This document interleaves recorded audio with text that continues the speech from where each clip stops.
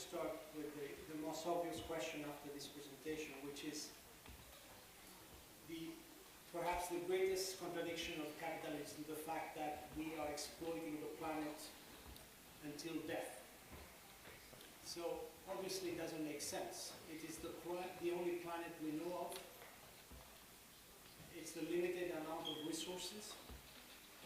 And nevertheless, the capitalist system is exploiting it to the point that there will be nothing left. This is something that you have touched upon in many of your books, and particularly in the last one. So how do you explain this greatest contradiction of capitalism?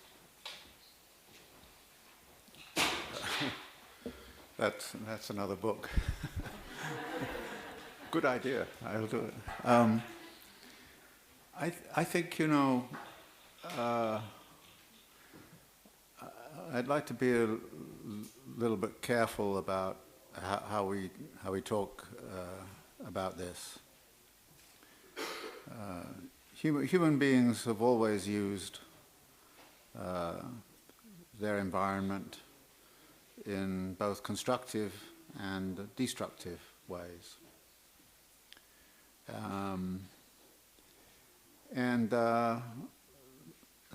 Human beings have changed the world around them, as do many other species. Ants do it. Beavers do it. We're constantly reshaping the world, and there is no way we can stop reshaping the world. So the only question is, you know, how do we change how this world is being reshaped? Because there are many unintended consequences of the actions we take. Our good common friend Neil Smith used to say, there's nothing natural about a natural disaster. It's always a social and historical event. But events like the tsunami, with all of its consequences, make us question, of course, the things that we have done, and make us then think about how we might respond. There are, unfortunately, two ways of responding, actually many more, but there is a contrast. Actually, capital often likes natural disasters, like fires and tsunamis, and it creates, if you like, a new set of possibilities for investment capital to come in, and as happened in New Orleans after Katrina. What Katrina did was to clear out a marginalized, low-income population from a very valuable part of town. And capital said, well, we would have liked to have done that anyway. Thank you, Katrina. We can now go in and experiment with new urbanism and all the rest of it. The other way is, I think, the way that you are indicating, which is to say, be careful, cuidado, in how you respond. That there are ways in which we can build a different environment for ourselves, but not an environment simply for ourselves, but an environment which is friendly to many other species,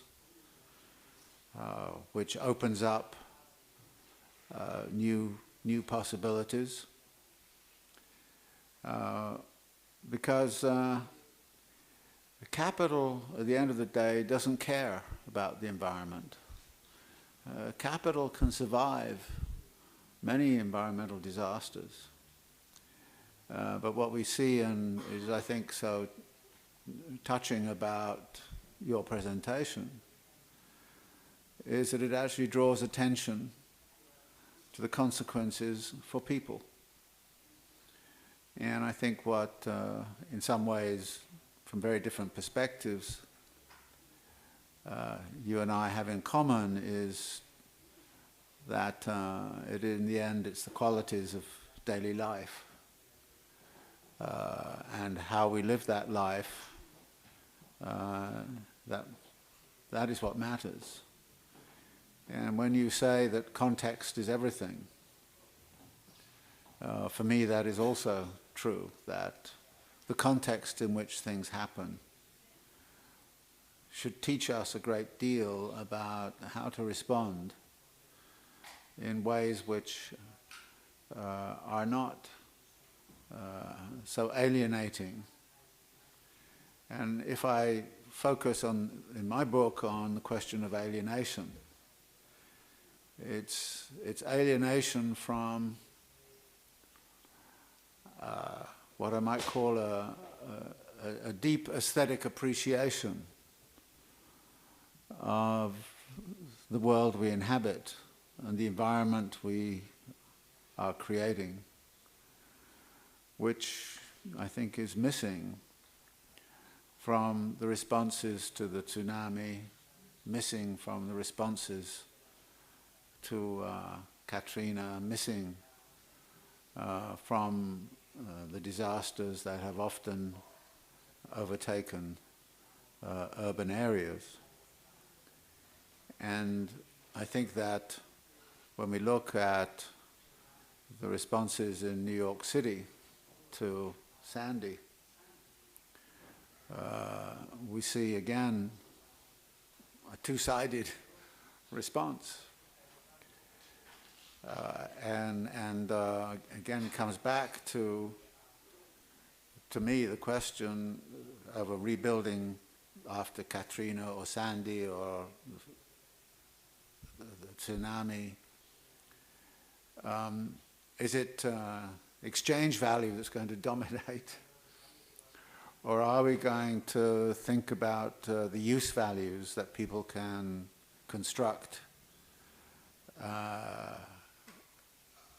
out of bringing forth this new life? And I take it that when you're talking about bringing forth a new life, it's not simply our life that we're talking about, it's a common life.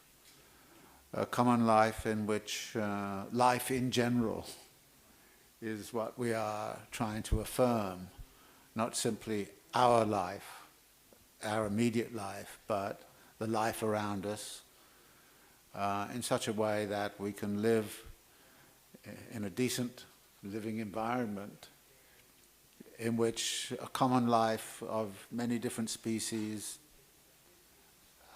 and in which a certain kind of dialectic between how we are changing the world and changing ourselves can unfold in constructive and creative ways. Because what we often call the nature in which we live is something that's already heavily constructed through human action. When you fly across the world, you see landscapes which are humanly made. And if they're humanly made, they can be remade. And I think what the opportunity is from events like Fukushima or Sandy or Katrina is to talk about, well, how do we remake the world, that world, in ways which are more friendly, more open and affirming all forms of life, with the recognition, of course, that many forms of life are not benign. I don't particularly want to create a world that is friendly to the Ebola virus. Or, in other words, there are many aspects of the world around us that I think we need to be destructive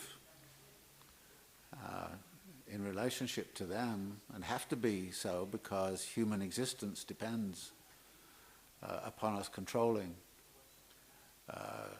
issues like smallpox, Ebola, HIV, AIDS, you know. So we can't simply say everything is okay. We have to talk about creating a life affirmative environment, and that is not something that capital itself is terribly concerned about. And it's very hard to get capital to do anything other than ask the inevitable question, what's the profit in doing this? And so we have to get the profit motive out of there, and again come back to talking about the use values which we construct, and talk about that world in which we can live, and which many other forms of life can easily flourish. But let me ask you a question.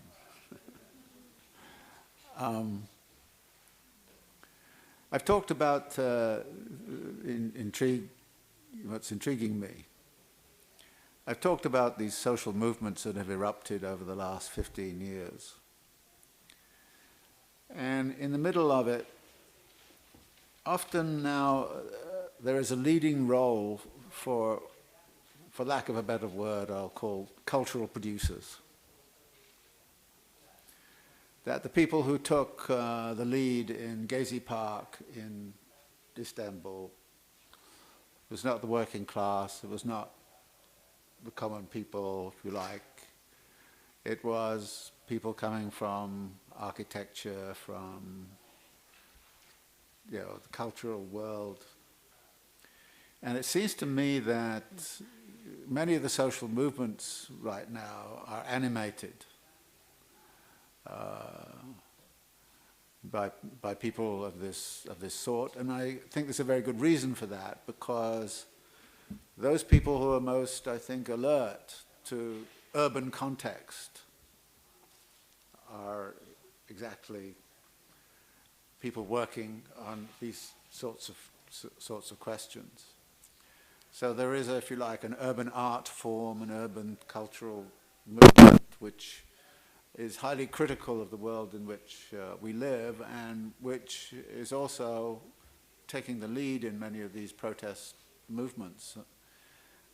Now, you're closer to all of that than I am. So how do you see the role of, for lack of a better word, I'll call the cultural producers? What's their role in political change right now? And how do you see that? And indeed, how do you see yourself in relationship to all of that? I think that in the last perhaps 10, 15 years, we have seen a beautiful demonstration of this Gramscian fact that culture can affect change. So I think we are starting a new Gramscian period. I'm very optimistic in that sense. I think that we can see that definitely culture is going to start to affect change.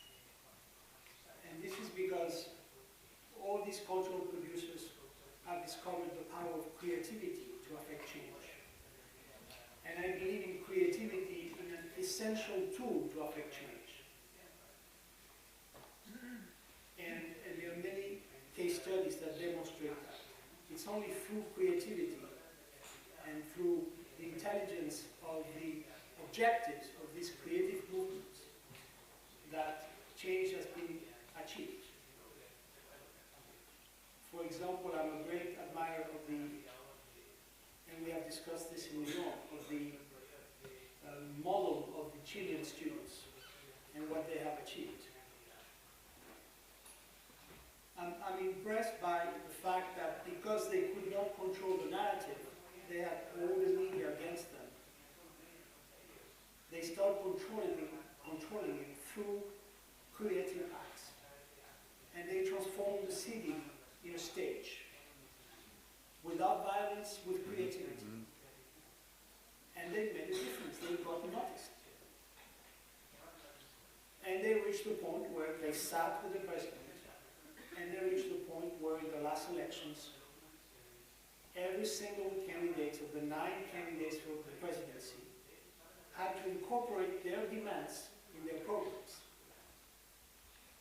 And today, the changes that we expect in education were brought forth by these students, by this model, with creativity and clear objectives. This was the critique I made to Occupy Wall Street, the lack of objectives.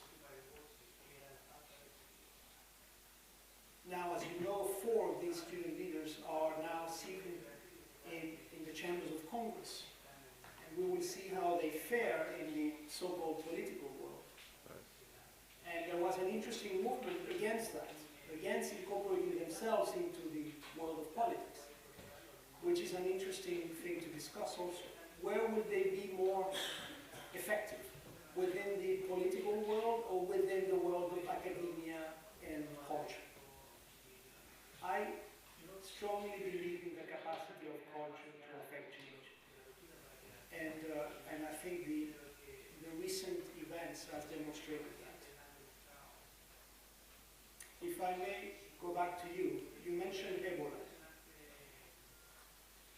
And Ebola is a tragedy, and Ebola made so transparent the system in which we live by the fact that everyone knows that this virus exists for 40 years. And if a vaccine was not developed, it is very, very simply because there was no market for it. Because the people suffering from Ebola were poor Africans that could not afford the medicine. So all these pharmaceutical conglomerates around the world, they said, why should we develop a vaccine? Something similar happened with AIDS a few years later. And now that this specter of Ebola is coming to our so-called world, developed world, suddenly they are rushing into developing a vaccine. Suddenly there is a market.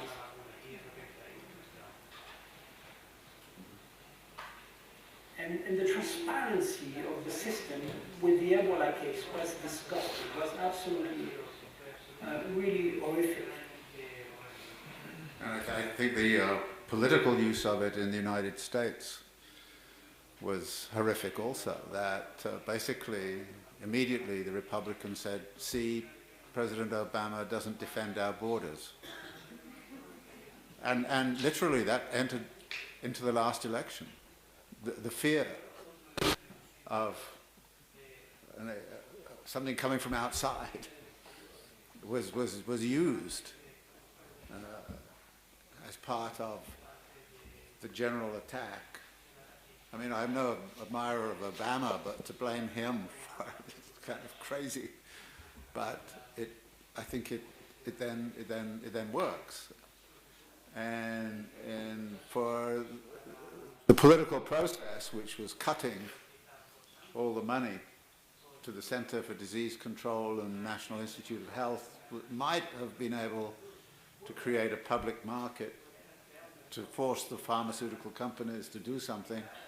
The cuts that have occurred in that, So again, we're looking at something which is now treated as a fact of nature, when it's actually a product of a political process. And again and again and again, we see that happening.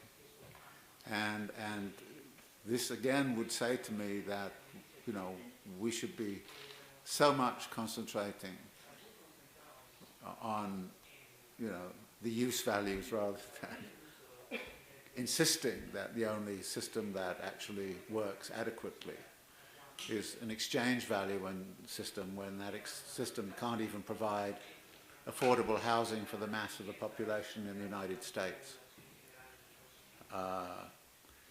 Just go back to that for a moment. I mean, most people think New York is a very affluent city. 50% of the population in New York tries to live on less than $30,000 a year. With $30,000 a year, the most rent that you could really afford would be something like, $1,000, $1,200 a month. You cannot find anywhere in New York City, even in the for that rent. And at the same time, the top 1%, average income, according to the income tax returns of 2012, is $3.57 million a year. That is, the top 1% on average earns $3.57 million. Half of the population in New York City is trying to live on less than $30,000 a year. And if there is a housing crisis in New York City, you can see precisely what it is that produces it. And I think that it is, again, to come back to cultural producers for a moment, there is this sensitivity I find amongst many of the younger cultural activists and producers to what is going on the street. That the street is what they're looking at. The street is what they're feeling. And from the street is coming a new politics, which then erupts into things like what happened in Gezi Park, to some degree what happened in Brazil, although Brazil was more complicated. And it was there in Occupy, but I agree with you that the problem with Occupy was it had this kind of, dare I say it, anarchistic, autonomista kind of ideology, which basically said we don't want to actually launch demands, we don't want to actually create an organization.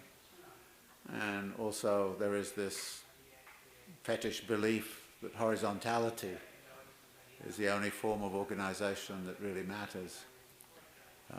But I think there are some rethinking going on in many circles now that maybe that was mistaken, and that therefore we have to start to think about something which is rather different. And I think what you're talking about here in Chile, I know there was some criticisms of some of the student leaders who went into politics saying that's not where it should be, you should be on the street.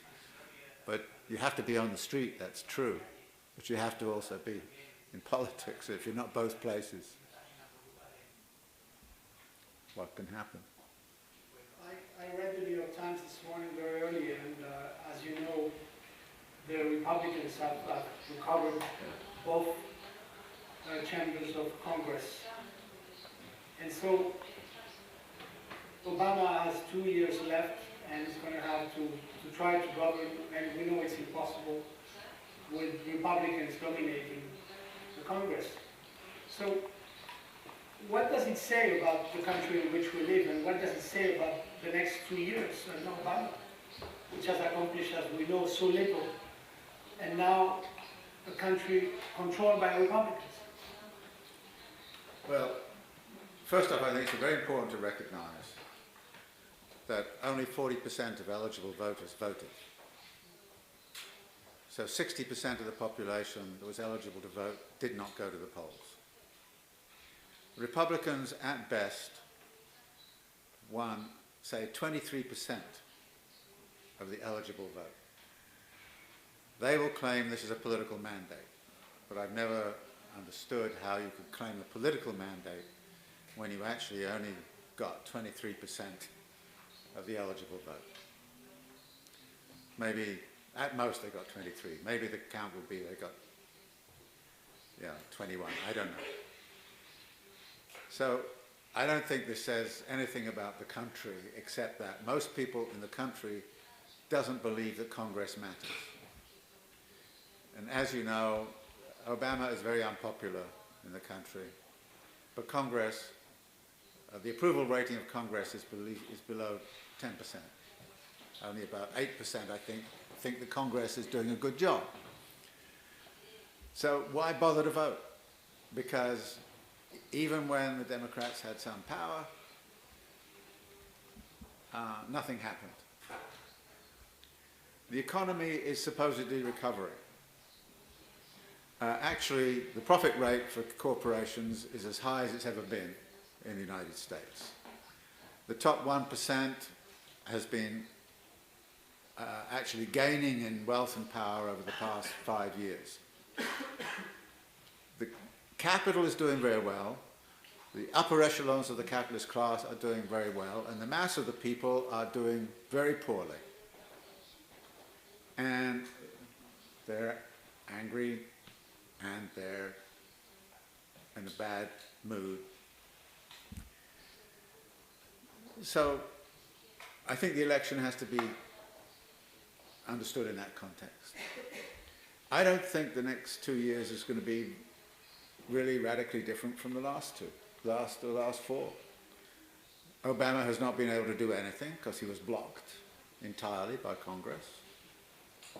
This time, Congress can try and do some things, but they will be blocked by Obama. So, but to whose advantage is this situation?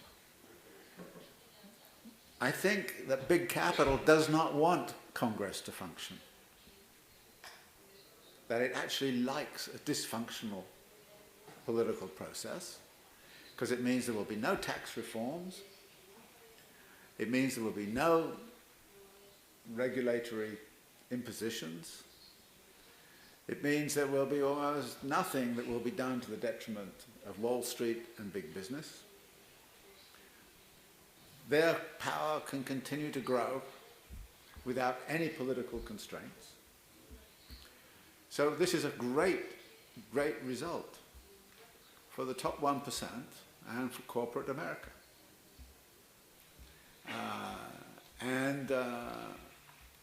This is the result they wanted. I don't believe, for example, that the big corporations who are funding the Republicans actually believe in the Republican program.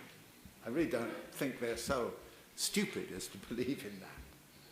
What they do believe in is that by funding these movements in the way they've done, they can completely lock up the political process so that nothing whatsoever could be done to curb the growth of their wealth and power. And that is the scenario for the next 2 years. But it is not a scenario that has, if you like, popular approval. I think most people don't care. The 60% don't care. And that's the context in which I think politics is going to unfold. Well, I think it's a brilliant analysis, and I completely agree with you. I'm going to ask a last question about the book, and then I will open the floor to you.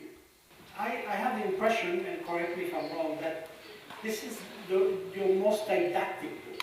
It has a clarity, an extraordinary clarity, and it's kind of very open and generous in the way you write about these 17 contradictions.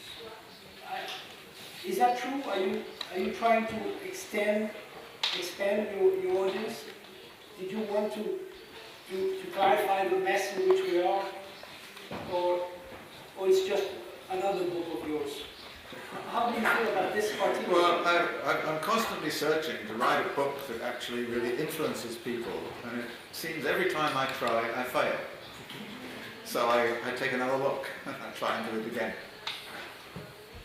And this was another way of approaching the question.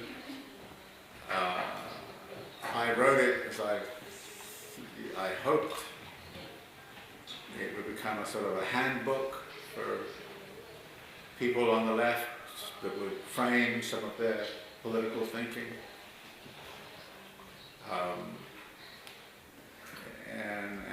You know, so far I haven't seen a revolution occurring, so obviously it hasn't stirred up a vast amount of agitation.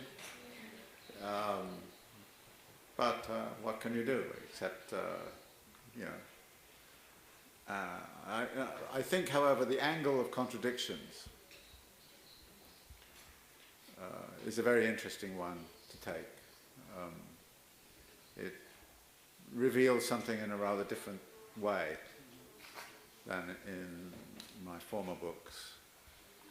And I found it pretty exciting to look at Marxism through that lens, to look at it in relationship to the politics of daily life, to look at it, you know, from the perspectives I did, and to use it also to sort of end up with a political framing of what it is that the left ought to address if they want to deal with how capital accumulation shapes our lives and is shaping the life on planet Earth in the way it is, which, as you said, is very destructive and needs to be thoroughly addressed. So yes, it was meant to be a didactic and the like, but it was also a mode of analysis that I think had not been generally tried before, and I felt it was peculiarly revealing to write it that way, and I just hope that people who read it find it peculiarly revealing too. But that depends. I know you always, as an author, you always hope that somebody will take it and say, yes, let's go for it. But you know, that's what you hope. So we will be waiting for the revolution. Yes. Ahora me gustaría invitarles a ustedes a hacer preguntas a David o a mí si hay algo, pero...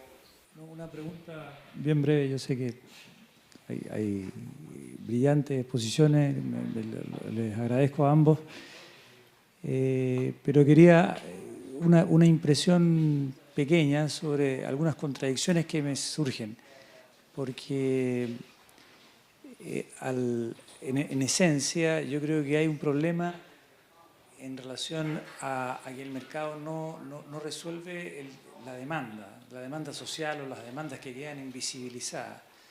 Pero hay otro lado que por lo menos en Chile yo creo que funciona, es que hay una respuesta ilusoria del mercado para muchas personas que no acceden y que funciona.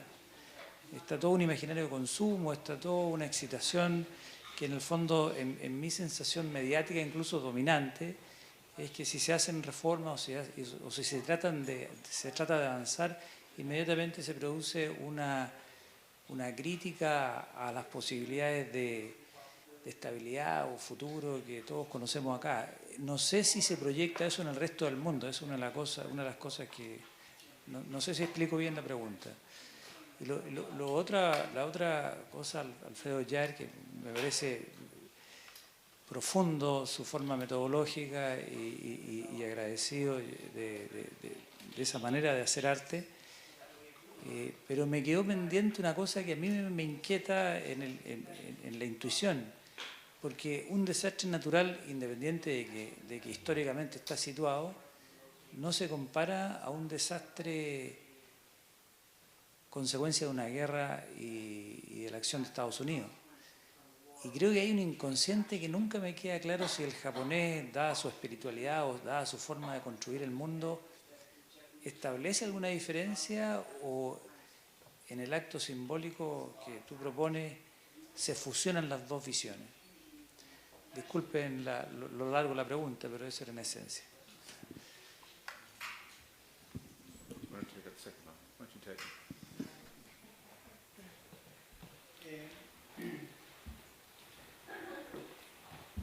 No estoy seguro si entendí bien su pregunta, pero efectivamente las circunstancias de la primera bomba nuclear y la segunda, la de Nagasaki, son circunstancias muy diferentes a un supuesto accidente nuclear, o sea, un accidente natural que provocó este accidente nuclear. Pero en la psique japonesa, este primer accidente, esta primera tragedia del 45, ha transformado la psique japonesa. Y hay bandos opuestos muy poderosos en torno a este tema del uso nuclear, justamente por haber sido víctimas de la primera y única bomba nuclear en la historia de la humanidad. Entonces, cuando ocurre un accidente natural, digamos, y provoca lo que provocó, esto alimenta ambos bandos. Y entonces, eso complica la película. Ya no es tan simple, porque aparecen de nuevo los proponentes de cerrar todos los reactores nucleares. Y entonces los bandos políticos se empiezan a organizar en torno a ese tema.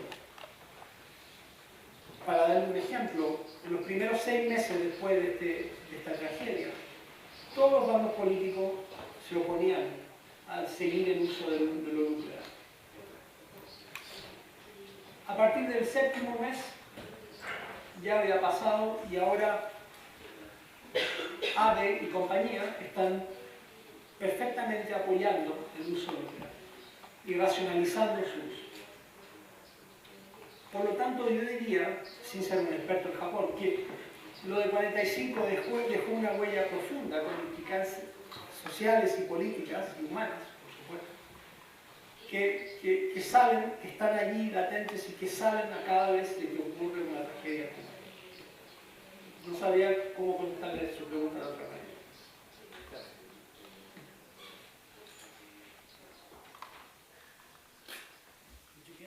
Yeah.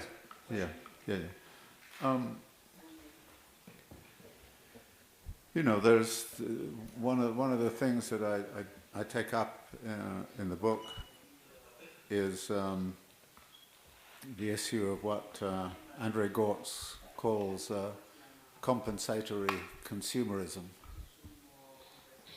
That is the attempt to suggest to people that they have a bad deal in production, but they can compensate by participating in a consumerist society, which then in itself becomes critical for economic development and the stabilization of the capitalist economy. I remember this very vividly. 3 days after the events of 9/11, the attack upon the World Trade Center in New York, for about 3 or 4 days after that, everything stopped in New York. And then suddenly everybody in power realized that this was a crisis for capital. So everybody came back and said, please get out your credit cards and start shopping again. Start going to the restaurants, and tickets on Broadway are discounted right now. And basically it said, you know, because people were no longer consuming in the way they had usually consumed, that the New York economy was about to crash. And so even President Bush got into a television commercial urging us to get out our credit cards and go shopping. And actually, about 70% of the US economy is powered by consumerism. So consumer confidence becomes crucial to capital accumulation. Events like Christmas and so on become vital to be commercialized, and Father's Day and Mother's Day and Uncle's Day and Grandparents' Day and Halloween, and everything is all about consume.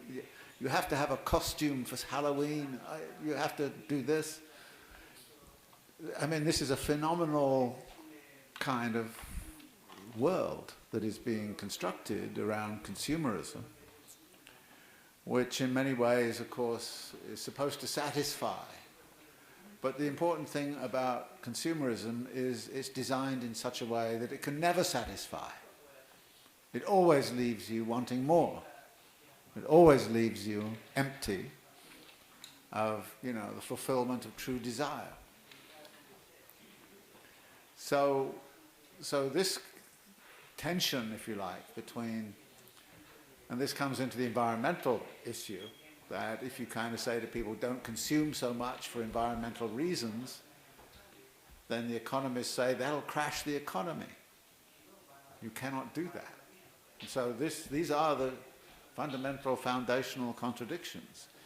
And what was interesting to me was the way in which the different contradictions lock into each other. The contradiction between use and exchange value is not independent of the contradictions which exist on the environmental issue, and is not independent of the problem of compensatory consumerism. They are all linked together. And this means that the structure of a capitalist economy contains these many contradictions, like consumerism, that cannot be solved independently of attacking other contradictions. That is, you can't deal with the whole kind of question of use and exchange value without confronting the production and realization of value, without actually dealing very much with consumption. So these contradictions are actually integrated with each other. And I find this a sort of a fascinating aspect of analyzing the contradictions of capital, as I tried to do within the book. Hola. ¿Escucha? Bueno, mi pregunta va para los dos.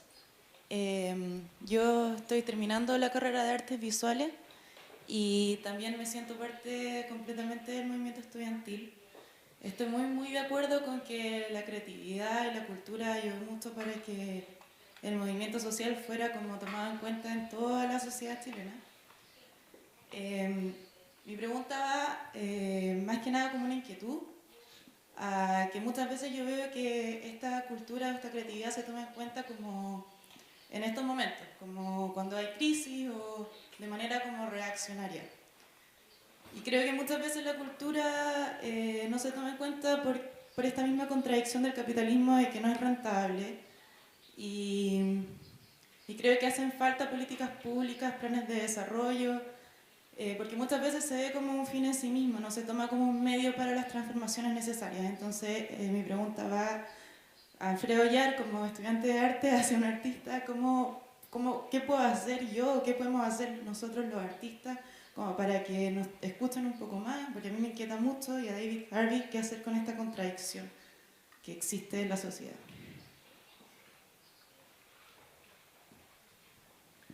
Y es una tragedia la que vivimos, porque a nadie le importa lo que hacemos. Y esa es la verdad, es decir, estamos cada vez, el mundo de la cultura cada vez gana espacio. No solamente nosotros los artistas, sino que las instituciones culturales. Pero efectivamente, con tan poco apoyo público, las instituciones son precarias y los artistas son precarios. Efectivamente, nos descubren, ¿no? O nos redescubren en nuestra capacidad creativa cuando podemos enfrentar o ayudar a enfrentar una crisis. Es el dilema de siempre. Y la respuesta en Chile será muy diferente a la respuesta que yo daría en Nueva York, donde también está desapareciendo el apoyo público, pero hay un extraordinario apoyo privado, porque el capitalismo ha encontrado maneras justamente de apoyar la cultura. Porque todas estas empresas que utilizan la cultura para limpiar su imagen y para descontar impuestos. Y este sistema, según los gobiernos que hemos tenido hasta ahora, no se puede implantar en Chile porque se necesita aún este capital de los impuestos para otras realizaciones que necesita la ciudadanía. Entonces ahí está la esencia del problema. No tengo una buena respuesta a la pregunta. Yo creo que si los políticos fueran más iluminados, se hubieran dado cuenta del poder que tiene la cultura. Pero no lo son. No lo son. No lo son en nuestros países, no lo son en otros países. Efectivamente, la cultura tiene una capacidad extraordinaria de afectar cambios, gracias a esta creatividad que falta en el mundo político. Imagínate lo diferente que sería la política si los políticos fueran un poco más creativos. No sé qué más decir. It is a sad fact, though, that there is an art market, that culture is commodified. When you ask the question, what do the very rich invest in? It's the art market. So it's not quite true that culture is outside.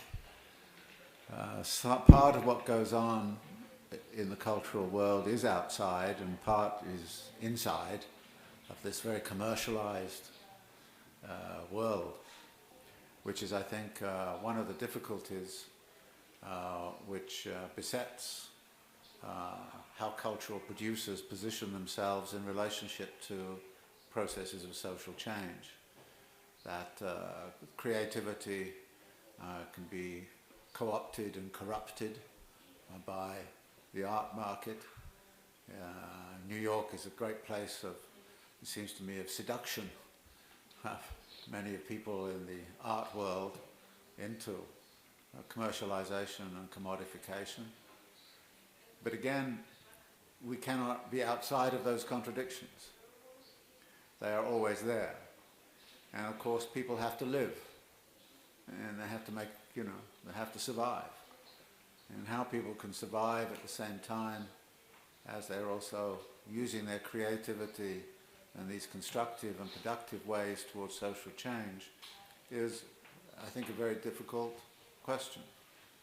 I'm amazed, actually, at how some of my friends who work in that world actually do survive. But they do. And they're fantastic to work with. And yes, there can be ways of rolling back some of those boundaries between exchange and use value in the cultural world. But again, that takes political struggle. And the public sector historically played a very important role, but of course a lot of that has been cut by the dominant political ideology that now reigns in the world.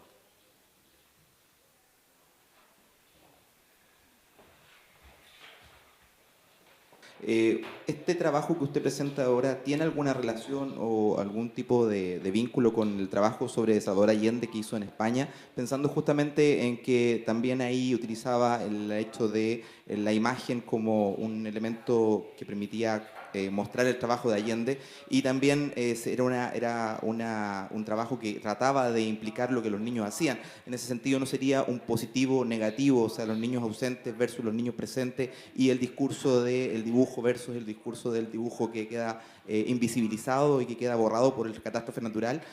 Eso es la pregunta.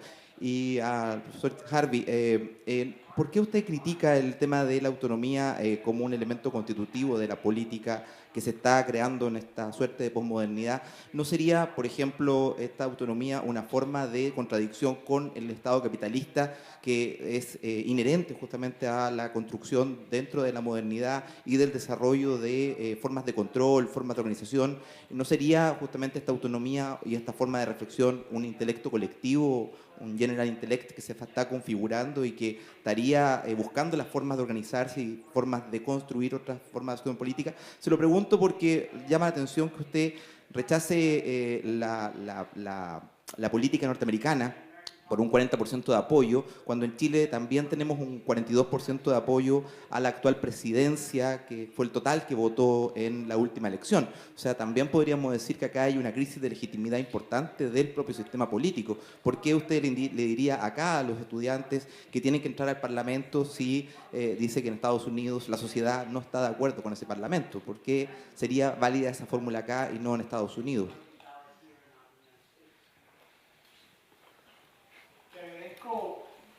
Haber hecho este paralelo. Me impresiona que estuvieras al tanto de esta otra obra que hizo hace ya tanto tiempo cerca de Barcelona. Esta obra, esa obra y esta obra que acabo de hacer en Aichi refleja un poco mi optimismo con respecto a las nuevas generaciones. Yo creo que mi generación ha fallado estrepitosamente. No solamente mi generación, pero los políticos de nuestra generación han fallado a ustedes. Me parece a mí que está ahora en las manos de estas nuevas generaciones de crear estos cambios que nosotros soñamos que íbamos a crear y que no logramos crear. Yo tengo una obra que está basada en un libro de Kensaburo Oe, que fue premio Nobel de literatura japonés. Él tiene un libro magnífico que se llama Teach Us to Outgrow Our Madness, que traduje como enséñanos a superar nuestra locura. Y en este libro él le habla a su hijo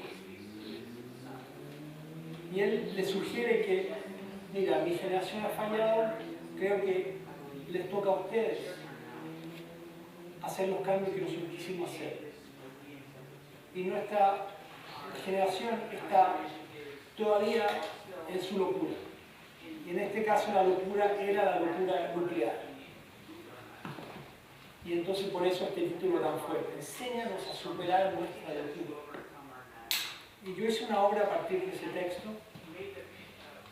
En el fondo la obra de Barcelona y esta reflejan mi optimismo y mi creencia en que las nuevas generaciones son las que van a hacer los cambios que yo no alcancé a hacer y que mi generación no alcanzó a hacer.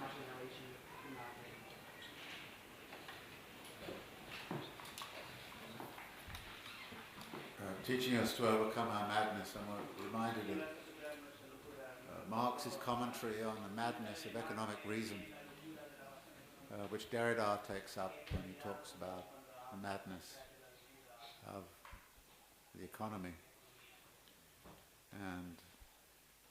But the question you asked me is, I'm not against autonomy. I think the autonomous movements are actually very constructive and very creative.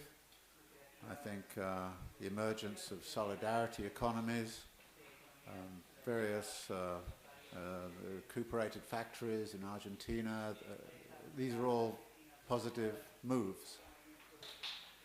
The difficulty with all of them, and this comes back, I think, to what Alfredo was talking about when he talked about context, which is who shapes the context in which those solidarity economies, and recuperated factories and autonomist movements are doing something. And of course it's capital that shapes the context. So at some point or other somebody has to go confront the capital. Because you see again and again a recuperated factory has a certain kind of dynamic, but it has then to deal with the banks, or it has to deal with commerce, it has to deal with the infrastructures. Somebody has to organize the water supply of a whole metropolis. It's not going to be done by an anarchist commune. It's not going to be done by an autonomist organization. You need to have different organizational forms to address different problems. So my arguments with the autonomistas and so on is not what you're doing is bad. No, it's great. But don't pretend that somehow or other this is going to revolutionize the whole of society, because somebody's got to take care of major issues. I mean, somebody's got to build the Brooklyn Bridge. And an autonomist commune is not going to be able to build the Brooklyn Bridge. Who's going to build the airports? Are we going to have airports? Are we going to have air communication? If we want any of those things, we have to think about forms of organization that can build jetliners, that can actually organize airports, can structure air traffic control, all of those kinds of issues. And I just find sometimes the autonomist kind of philosophy, which is to turn their back on all of that and say, don't bother me with it. And I'm saying for the mass of the people in the world, this matters a lot. Most of us, if international trade was stopped tomorrow, most of us would starve within 3 weeks. That is not a political program. A political program is one that says we reorganize that along different principles. And we have to have organizational forms that can do it. And so, to me, I think of a layer, kind of almost like a Chinese doll structure of political organizations in which small organizations relate to bigger organizations, relate to bigger organizations. Because it's not clear to me, for example, that the question of global warming is going to be taken care of by small-scale organizations just doing their own thing. So my argument with many on the left, in the Occupy movement and in the Autonomista movement and in the solidarity economies and recuperated factories, is to say, yes, what you're doing is great, but we've got to build something which is much larger, which can address these very much larger questions. And in order to do that, there's no way that you can have something that doesn't look like a state and have and state power. State power right now is completely, more than ever, part of the capitalist class apparatus. That has to be stopped. So when people say, why would you go into politics when that's the case? The answer is, if somebody doesn't go into politics, it's never going to change. Somebody has to go in there and change it. And if we don't have people inside who relate to people outside, then nothing radical is going to change. So I think, yes, there is a crisis of legitimacy in the political system, but that has to be changed. And there are new ways of doing politics right now, which I think are extremely interesting. And how they relate to sort of traditional ways of doing politics.